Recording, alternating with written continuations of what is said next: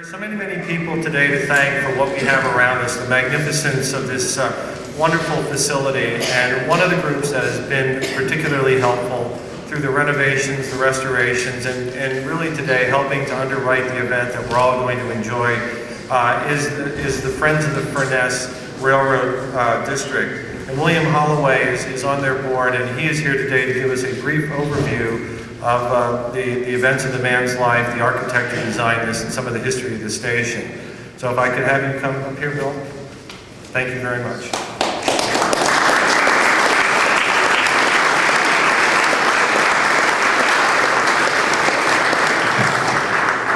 Thanks, Joe.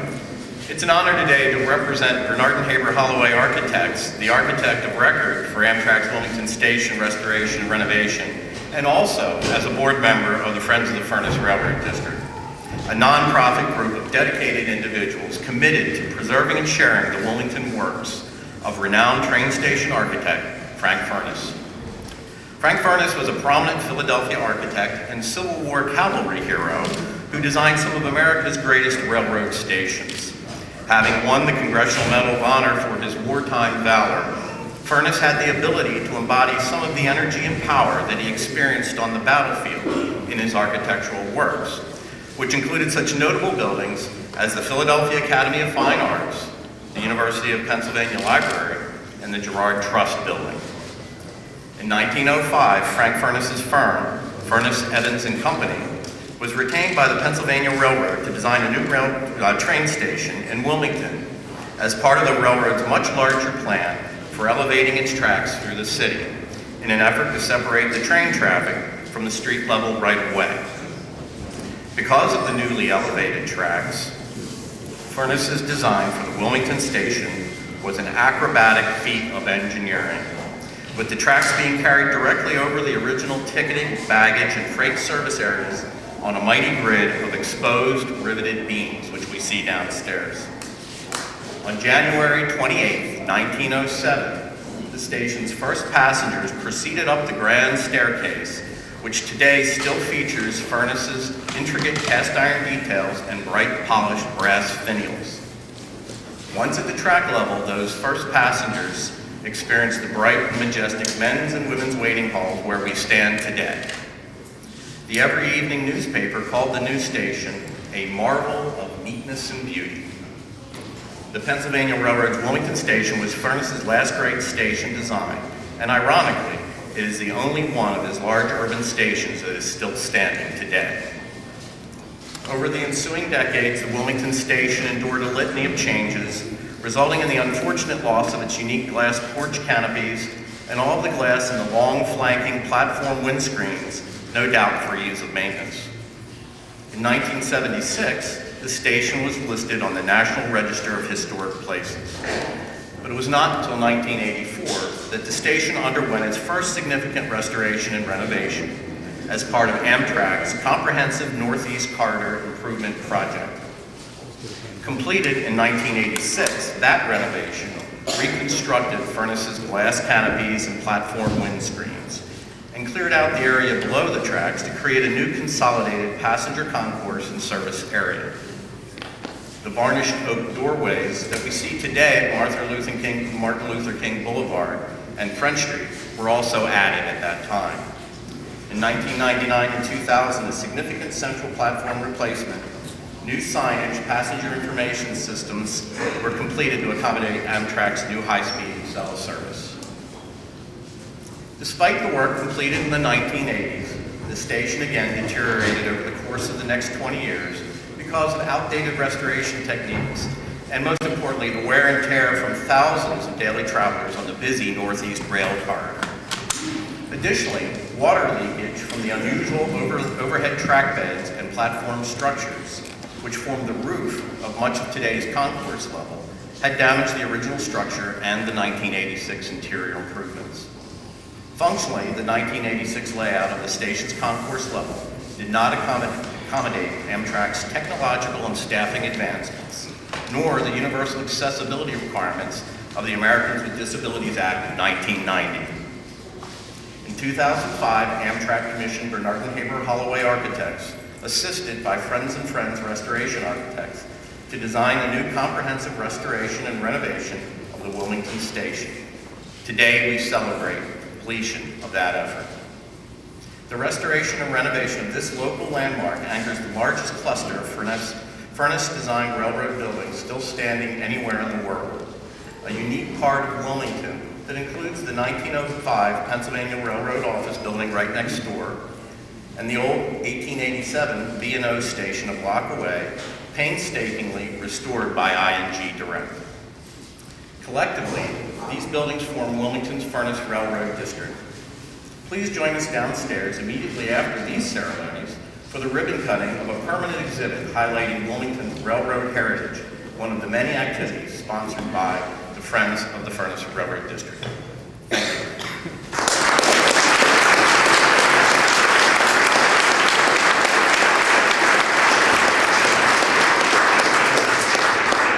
Our thanks to Mr. Holloway of the Bernardon Haber Holloway Architects firm, who, as you know, helped the design work of this station.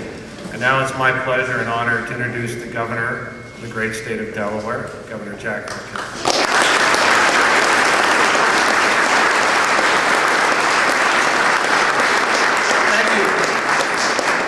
It is wonderful to be here on for such a great event. I have to say it's a good thing that this room is well ventilated, because a number of us just came from playing volleyball this morning, and if the others are like me, we didn't have a chance to shower. So, it was a great effort. Our Attorney General, Bo Biden, was there, did a fantastic job, led us to victory. Congressman John Carney.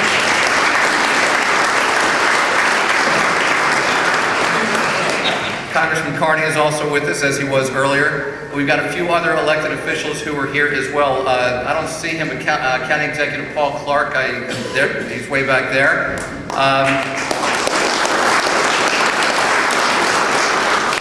State Representative Stephanie Bolton. City Council President Norm Griffiths. City Councilwoman Hanifa Shabazz, and the Mayor of Delaware City, John Martin.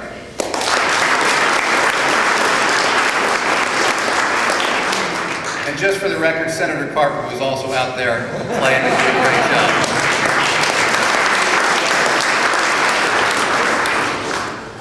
This is a great day because first of all, it reflects the culmination of so much effort over so many years, especially by our congressional delegation. Led by somebody who was part of our congressional delegation, the Vice President of the United States, Joe Biden. Thank you, Mr. Vice President.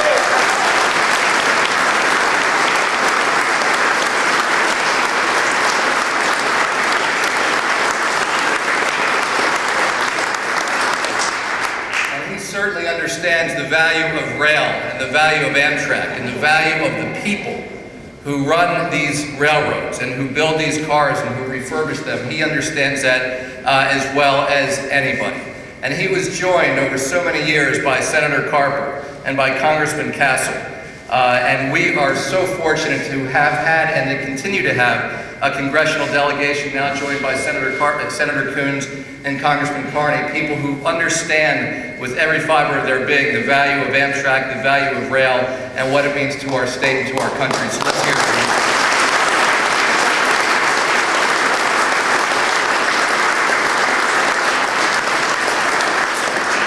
And to have this opportunity to dedicate this wonderful renovation, and to do so at the same time that it's named in honor of our Vice President. You know, we all know the public Vice President Biden, but I have to say, for me, the greatest thrill is to see him when the cameras are not rolling, when he's meeting with a handful of governors, when he's meeting, for that matter, with a handful of his constituents, or perhaps most importantly, to see him with his 3 incredible kids. And I think I saw Ashley back there. Was Ashley over there too? Was Ashley there? Is Jill there too? Dr. Biden? Yes. The whole family, okay. We, to see him as a dad, with Hunter, with Bo, with Ashley, to see him as a husband with Dr. Biden, and to see what a role model he is for the rest of us who are in public life and who are trying to balance what it means to be a public servant with being a father. That enough would be reason to name this building after him. And when you consider his service over so many years to the people of the state, his advocacy across the country for rail and for Amtrak specifically, and for just being such an amazing public servant to the people of Delaware and now to the entire country.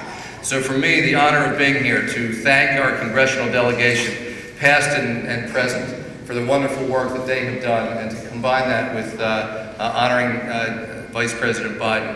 It really, as a Delawarean, it doesn't get any better than that. So I'm delighted to be here and to now turn it over to our senior senator, Tom Carper, who rides these rails all the time and is such a forceful advocate and fighter on behalf of the people of Amtrak and all the folks who use the train. So thanks very much, Senator Carper.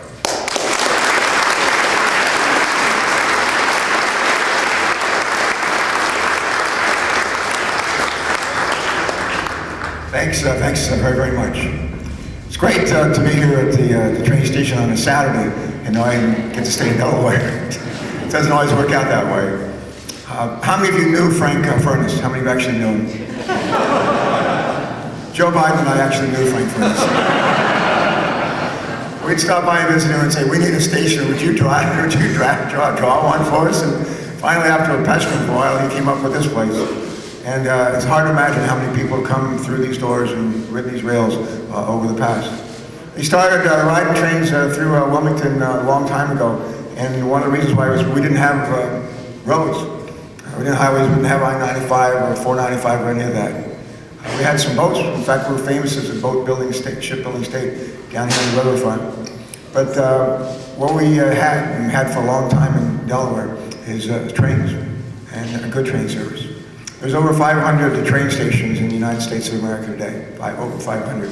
I dare say the loveliest, one of the most used train station, the most beloved train station is this train station. Oh, go ahead.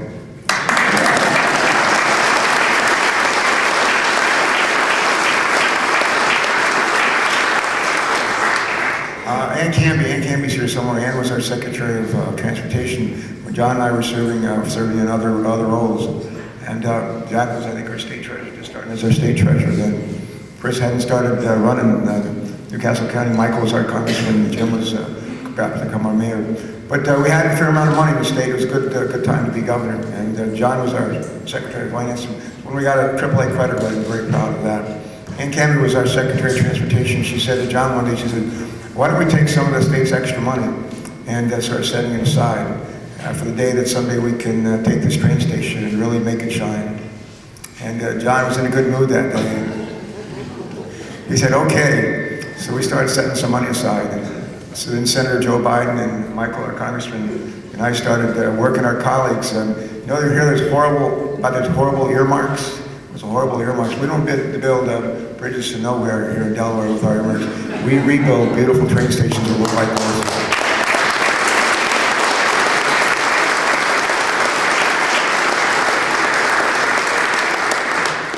I used to serve on the Amtrack board. So I was Governor Tom Carper serving on the Amtrack board.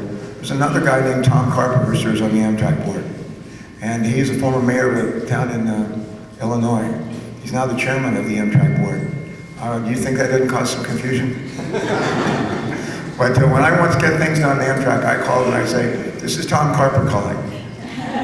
They think it's the chairman of the board. It's just a senator from Delaware. But I don't think this train station's renovation would have taken wing as it has. You know, we set some money aside in the state when we had it and worked hard for those earmarks and put aside about $10 million during the course of 5 or 6 years. The thing that really made this happen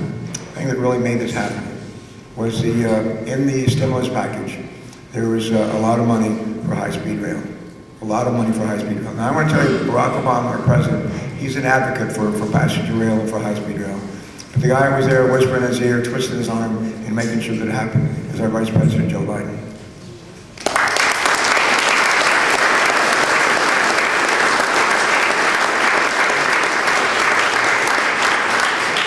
Vice President, whether you knew Frank Furness or not, You know why it's important for us to have passenger rail in this country, and I'll close with this.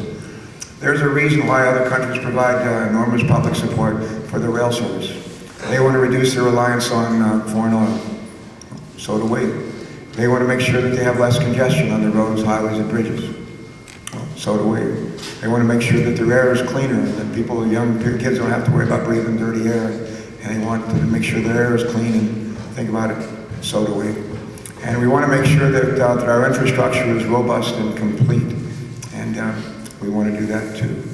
And this is a beautiful place. And as we've taken the riverfront and transformed it from really an industrial wasteland 10, 15 years ago, and we turned this into something that is so beautiful, we now have a train station that is once again worthy of this beautiful riverfront. For everybody that's played a part of this, from our governor and our congressional delegation, from Michael, the good work that he's done as our congressman over the years, the mayor for his terrific support, for John Kearney, for letting Ann Canby start putting money aside to help pay for this train station, for everybody, all our friends and family at Amtrak. Thank you so much. And for these young boys and girls who are willing to give up a Saturday morning just to be here with us and to sing for us, we thank you and welcome you as well. God bless you. Thank you.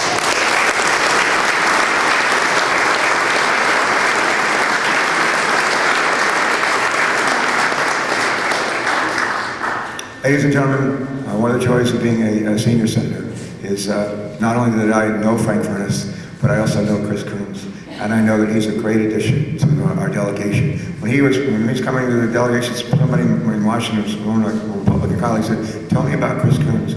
I said, "He will raise the IQ of the United States Senate by 10 or 20 points." He said, "No kidding." And he said, "How about your delegation?" I said, "He'll double that." And he wrote Chris Coons, ladies and gentlemen.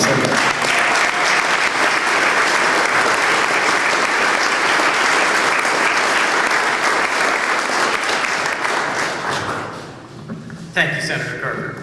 We had our last delegation meeting on the train riding back up from Washington just on Thursday. One of the great things about today is that it's a celebration of family and a man who never forgot where he was from. I too am looking forward to hearing your beautiful voices, and I know you're probably tired of hearing ours, so I will be brief. It is a gorgeous day, and I'm thrilled to have a moment to join with you in recognizing and celebrating all the folks who made today possible.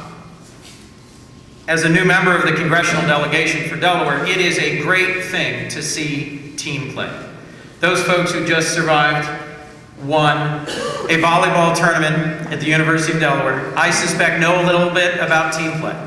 And one of the things that is striking in Washington is that we have today, and have had for years, a congressional delegation that deeply understands team play, that spots and spikes, that serves, and that plays together well. It is really only through the leadership of then Senator Biden, Senator Carper, and Congressman Castle that today is possible.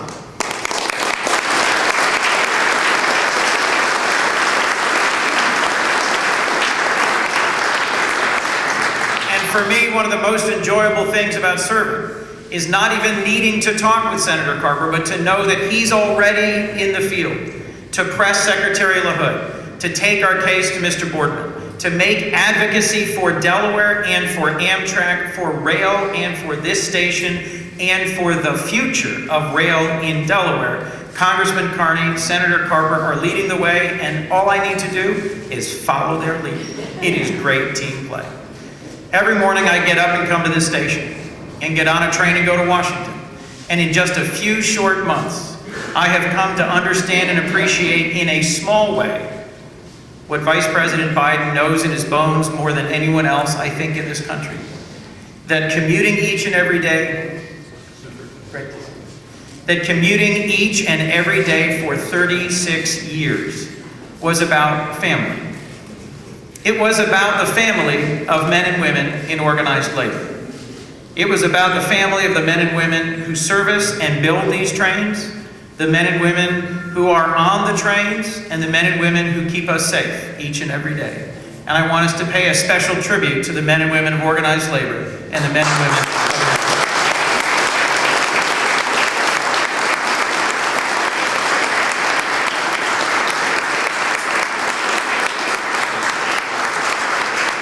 And I'll tell you, as a brand new senator, I've got a lot of homework to do every night. I'm sitting there with a stack of reading, and one of the things I'm learning is that the men and women on these trains, they miss Joe Biden. He was charming and engaging, funny and positive, and every now and then, actually Greg, the conductor, just told me a long, good story on Thursday about how amazing Joe Biden was day in and day out. I'll just say I know I come up very far short of that standard. Joe, they deeply miss you, and every chance they get to see you again and to be reminded of your incredible presence for 36 years, they are encouraged and heartened. This is also made possible by a team effort, not just the architects and the engineers, the men and women of organized labor, but ING Bank. We ought to take a moment and recognize Arkady Kuhlman and the men and women of ING who beautifully restored this building and the building over there at great expense and with beautiful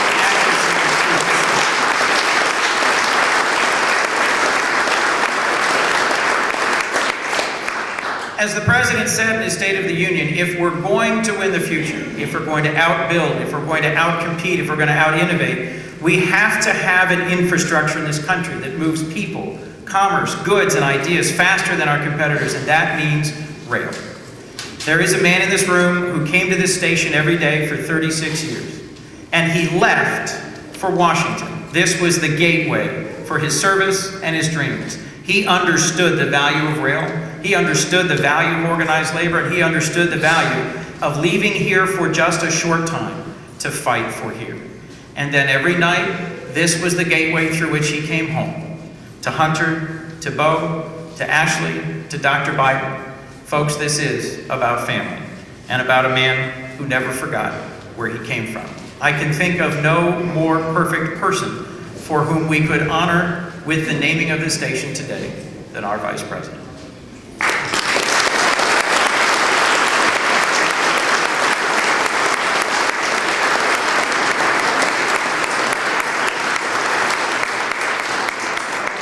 Now I'm honored to introduce the Mayor of the City of Wilmington, a man who knows more than any of us about the history of the cities of America, the brightness and brilliance of their past, and their potential for our future. A man with a real vision for revitalizing the city of Wilmington, ladies and gentlemen, Mayor Jim Baker.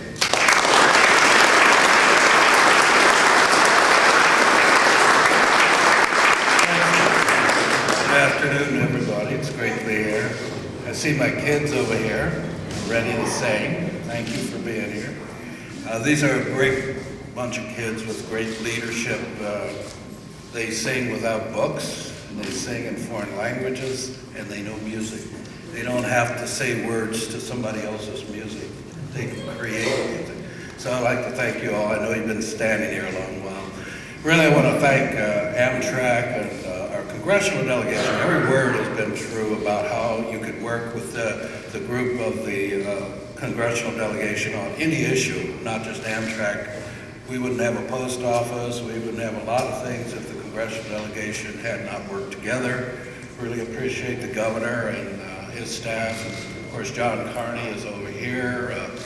He's always been involved, so it's good for that. The vice president, I used to see him on the train, and he held court. Sort of people would be always getting up to speak to him about this, that, or the other. So I didn't bother him. I just watched him do what he did and go on. I really like to thank the railroad. I got to tell a secret about the railroads. I've been riding railroads since I was a kid because that was our gift for being good students. We got to go to Cleveland, Ohio, and museums and buy stuff and all like that. So I really appreciate the railroads. But I did, well, I'm divorced now, but I made a mistake in marrying and all like that. But my honeymoon was from Wilmington, Delaware, Philadelphia, to Chicago, to Seattle, Washington on the Empire Builder. And it was a beautiful trip. I enjoyed it very much. I enjoyed it at that time, the wedding, the marriage, it was so funny. So I can't say it was bad. But I did that across country. If you ever get a chance, go across country by train.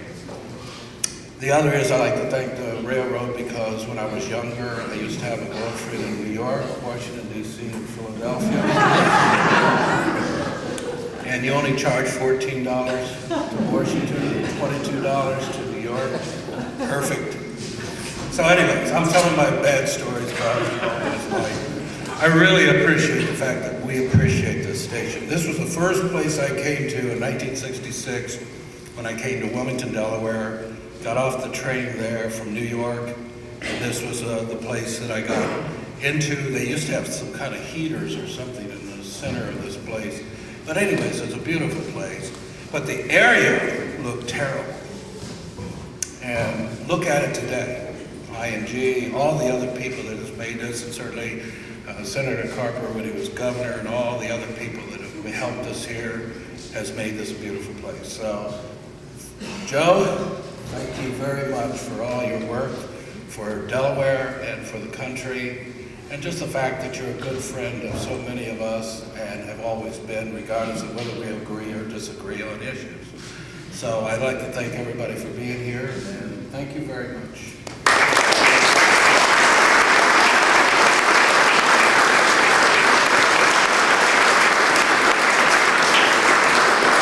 Now it's my privilege to introduce a great guy. Used to play basketball quite a while ago, and thought he was good, but he really wasn't.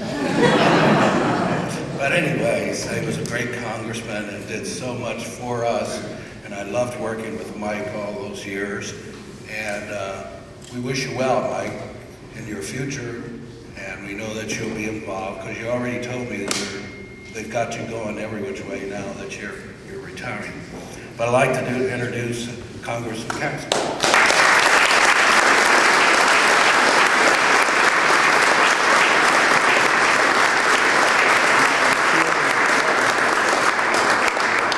Thank you, Mayor Baker, and thank you, ladies and gentlemen. I must say, I didn't expect to hear how important Amtrack and the station has been to the mayor's social life. And those derogatory comments about my basketball, I'll challenge them one-on-one whenever my knees are a little bit better. We'll go from there. You know, I am delighted to be here with everybody else. It's nice that people say nice things about us, but it's been a lot of hard work by everybody who's spoken here today and who's been mentioned in terms of doing this. It takes both political parties, it takes people with a will to make decisions. We're going to spend it on this and not on something else, and then go forward from there. But I think almost everybody here understands the importance of rail service to the city of Wilmington. Without this, our whole transportation system would be very much in jeopardy. I remember speaking to Nathan Haber, who was once the Secretary of Transportation in Delaware, about what would happen if Amtrak closed down altogether in terms of our road system. He said it would be catastrophic, that I-95 would be totally backed up around Wilmington, that you would have all kinds of problems. I've spoken to dozens, maybe hundreds of people who live in this area, any place particularly from New York to Washington, but also up to Boston, about how they get around. And inevitably, if they have taken the train, that's what they take. They don't fly anymore. They prefer not to drive. They prefer to take the train. I've spoken to a lot of people who said they've never been in Delaware before. I said, by the way, have you ever taken a train to New York, to Washington, whatever? I said, well, you went through Delaware. And if you got off on the platform, you've been in Delaware. This station means a lot to us. As you know, obviously, our Connie Coleman could testify to that better than anybody. I mean, right here with ING and a lot of other businesses. I believe the mayor and Governor Carper and others deserve a great deal of credit for the work on the riverfront. This is sort of an extension of it, if you will. There's just been a lot of very positive things that have happened at this end of Wilmington, and I think all of us can take some great delight and pleasure in that. And this fix-up was needed, and it was done, and it was a combination of the state and the federal government working together to get it done, and for that we can all be extremely thankful. It is interesting that we are dedicating the naming of the station to our friend Joe Biden today. For 36 years, he has religiously gotten on the train in the morning, the days we were in session in Washington, D.C., and then he has come back at night. I think, Joe, it is a huge mistake to allow them just to name this for you. I think you should claim ownership of Amtrak. At least some sort of minority ownership, if not majority ownership, for all that time you've spent buying tickets and traveling on Amtrak. But it is a pleasure to watch Joe in action. Sometimes I try to avoid him. Because to get on the train, and my idea was I had to read papers and do things or whatever it may be, Joe's idea was he was going to talk to everybody on the train, if he possibly could, and he did. And he would talk to anybody. He didn't have to be important to talk to Joe Biden. It could be anyone from Delaware or someplace else. He had something to comment on about what was happening at the governmental level. Joe would talk to you and talk to you about it. He's always been affable, and for that reason, obviously, he's been extremely politically popular. And so just absolutely right that the station would be named for Joe and for all he's done for Delaware and for the United States of America. So we honor you, Joe, today with the naming of this. And we thank all of you for your interest in our trains, in our train station. It makes a huge difference. I've actually announced for political office in this particular room. I probably should have done that this year in the way it worked out. I didn't get around to the mistake. Every now and then things work. But we thank you for your continuing and abiding interest in this. It makes a huge difference. And hopefully everybody will get a chance to use this for a long time to come. So let me, with that, turn to the introduction of a different group. And you've seen these beautiful young people. I'm going to have to read this. I will introduce you to a performance by the Wilmington Children's Chorus, which provides a diverse, nurturing, and tuition-free arts education program for 120 youth from inner-city Wilmington and surrounding areas. The Wilmington Children's Chorus is a project of City Fest, Inc., and is supported by the Delaware Division of the Arts Cultural Affairs Director, Tina Betts. Tina should wave. Tina by herself.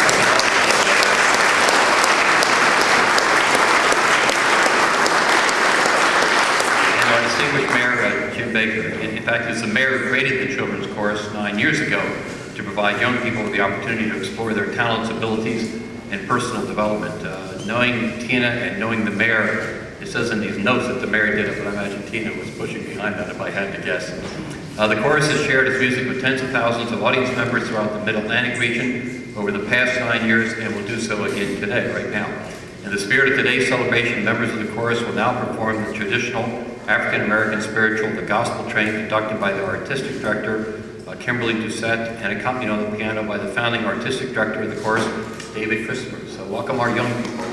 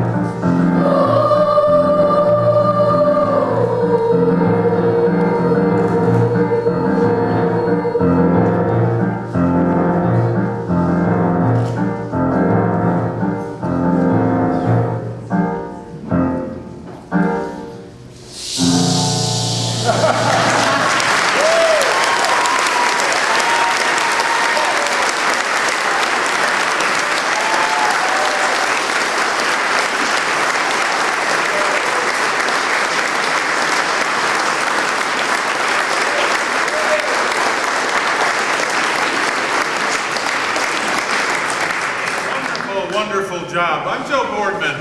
I was supposed to greet you early on and didn't quite make it here with a little power problem this morning.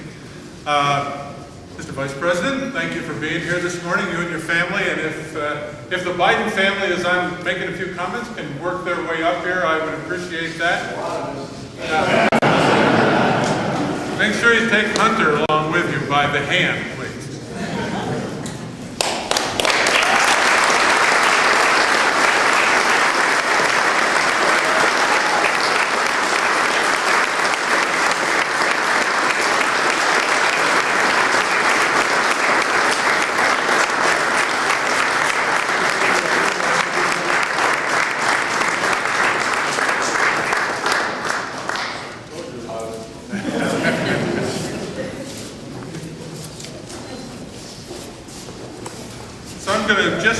Senators, Congressmen, Governor, Mayor, there are no secrets on the railroad. We knew all about those things. I see a lot of senior, junior, and other Amtrak folks here. It's a happy day to be here. Some even retired vets I see you showed up here to make sure that this was a special day here in Wilmington. Federal Railroad Administrator Joe Zabu is with us today.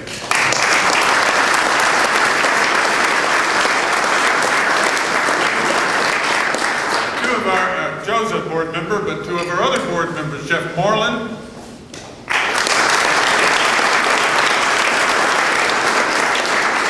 and Wilmington's own Bertie Clemente.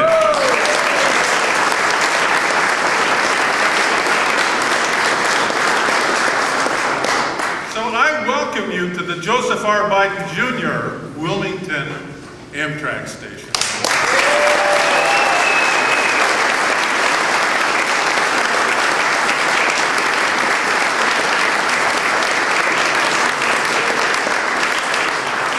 I look around the room, I also see our labor leaders, Michael and others that are here. Thank you for coming today.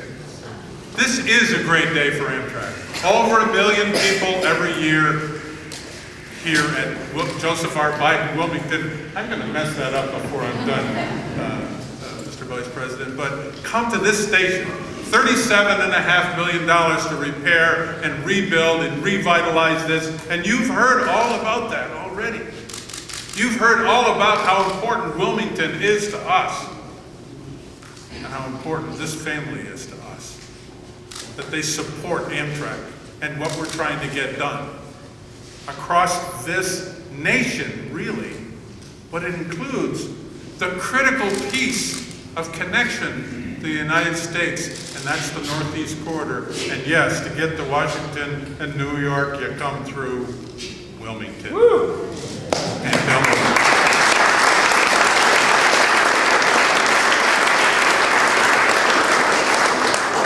I think it's time for me to turn over, almost time for me to turn over. We're gonna pull this off. Where's my other Joe? There's so many Joes at Amtrak. Joe Boardman, Joe McHugh. My wife's name is Joe. My son's name is Joe. My friend's name is Joe. And his son, who's my friend, is Hunter. So we're going to pull this first. Okay. Do we do the whole Biden family pull this one? The whole Biden family. Go ahead.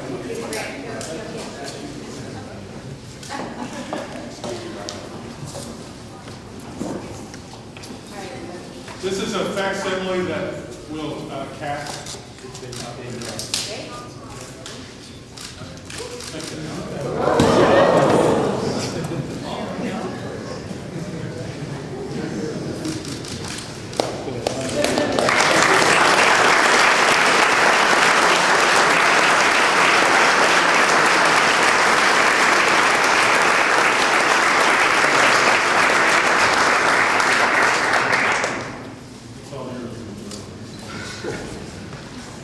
You know, folks, the one thing in the years I had the privilege of representing Delaware in the Senate, I would most like to avoid would be to be here on Saturday.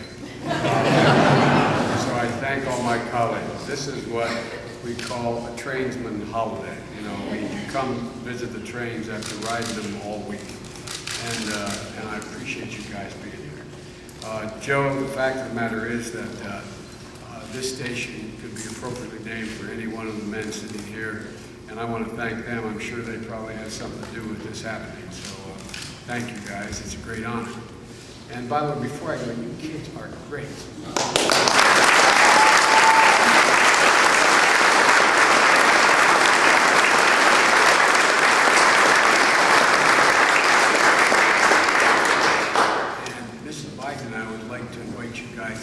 Vice President's house and sing. Would you do that?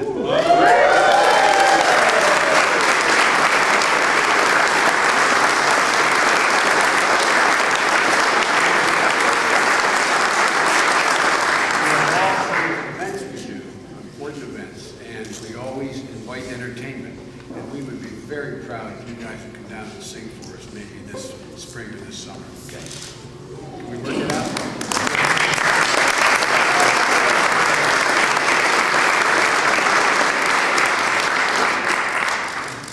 City needs great monuments, particularly monuments that continue to serve the people of that city. You know, all of us, and I don't know anybody who's put in more time and effort to work over the same number of years as I did, and sometimes more than Mike Castle and Tom Carper, as governor, as congresspersons, as senators, and they know what I came to know. What my dad used to talk about Wilmington. Wilmington used to be a railroad city. Just ask Bertie Clementi's dad, who was a railroad man. God love him. The fact of the matter is that rail has always been critically important to this city.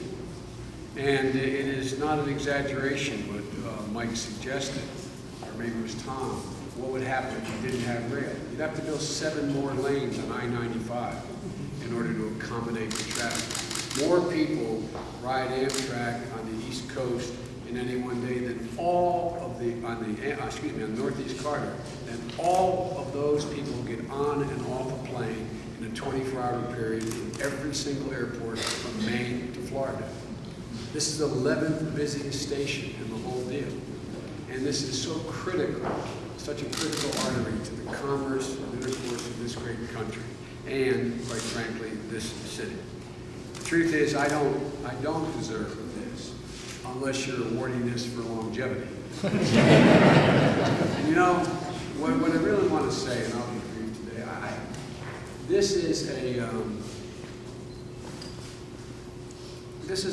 is a sentimental ride for Jill and me and for our family. Every one of these kids behind me, including my grandchildren and my nieces and nephews, Amtrak has literally been an integral part of their lives. They have everything that's occurred and that's important to me since I was an elected official. Either began or ended right here at this station. And I mean that sincerely. From the day that I announced for the United States Senate, and after getting elected, got on my first trip to Washington on Amtrak. I had friends and family, and they worked for Amtrak.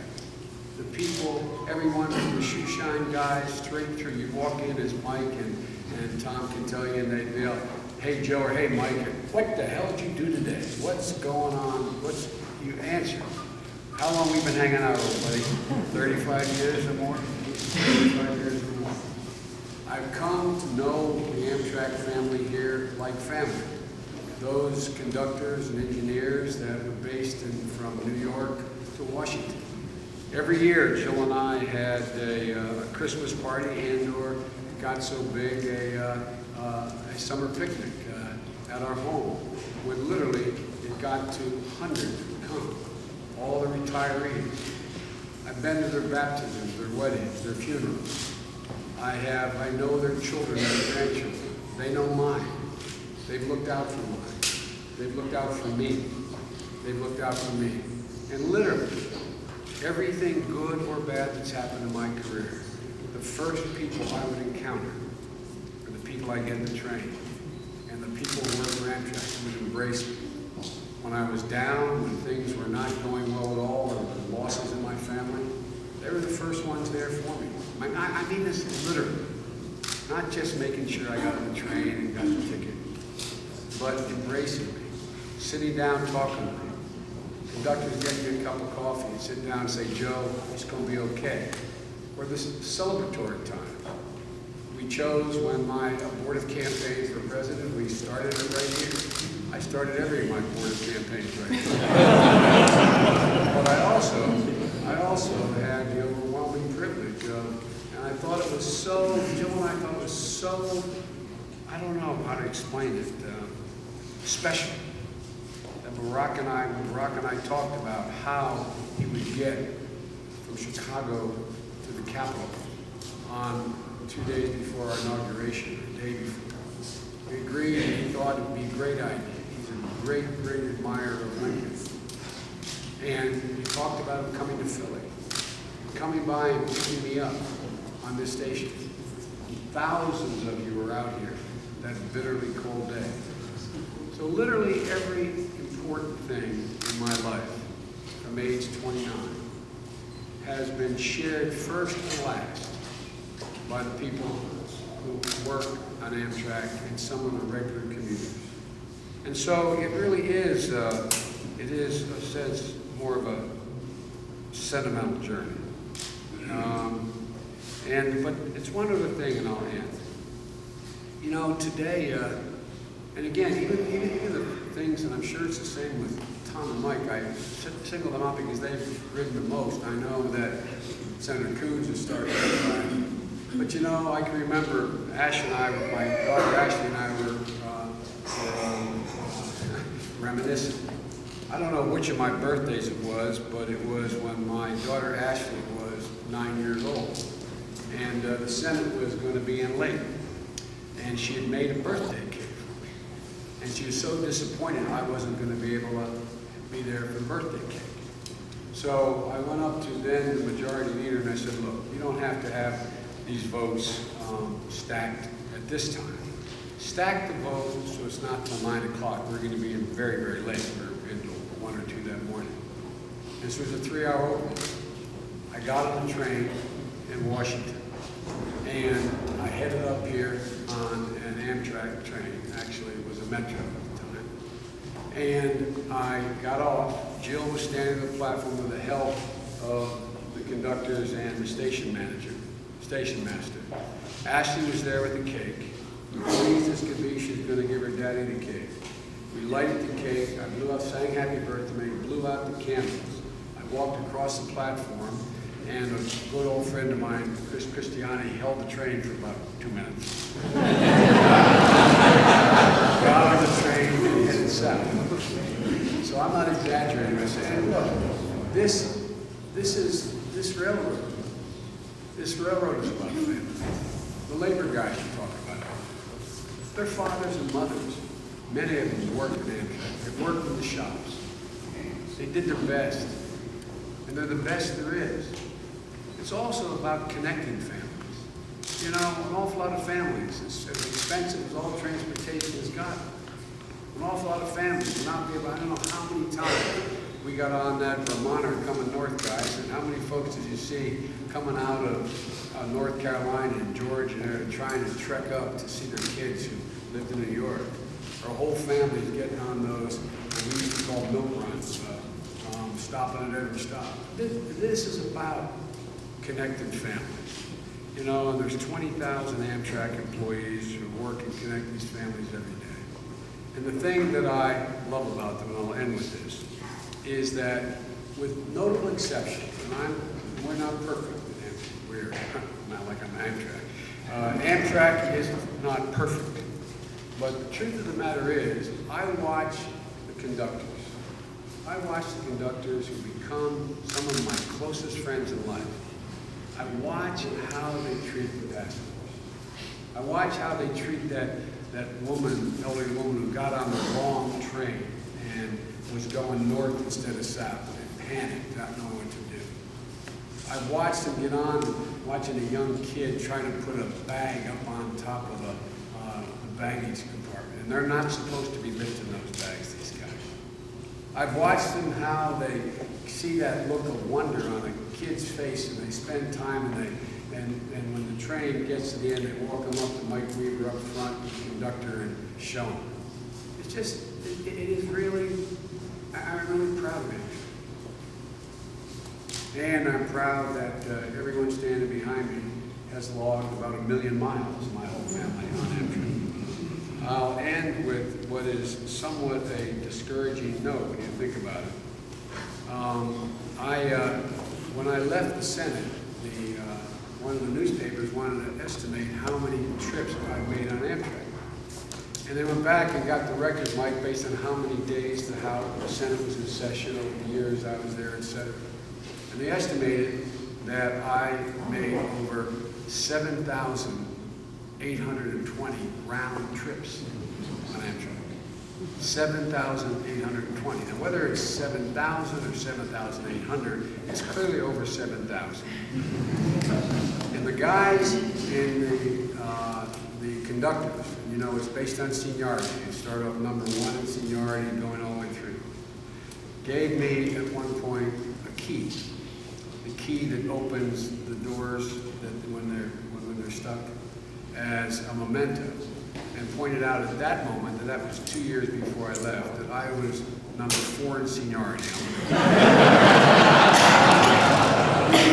They estimated that I had spent over, I think it was 4 years and 8 months. You take 24 hours a day, provide 7,900 round trips, and the average is, as Mike can tell you in the beginning, and Tom can tell you, some of these, when the track was being redone, were 3 and 4 hour trips one way on occasion. And so they figured, and they went down and they calculated how many hours how many days, years, months I sat in the train. And I can tell you, they were among the most rewarding times of my life. The people I met, the ease with which you go, people who come and pour out their hearts to you, people who give you great ideas. And again, how I got to be such close friends, my whole family. I'll bet there are 10 conductors who still send birthday cards for Bo, Hunt, and Ashley because they watch them grow up. And so, folks, this is a good outfit. This is a good outfit. And I am very, very proud to have my name associated with this station. As I said, I've not done any more than these men have to see this come to fruition. Arguably, they've done more both as governors and as senators and congressmen. But if it's based on longevity, this is kind of like the charcoal pit. I think I've been more than anybody since it's been over. So I think that's the only basis upon which I deserve this great honor, and it is an honor. And I'll be proud when my grandchildren and their children come by and see this little plaque. No one will remember it, but they'll know, the family will know, and they'll see that was my grandpa or that was my great-grandpa. It's a great honor, and I can't thank you all enough.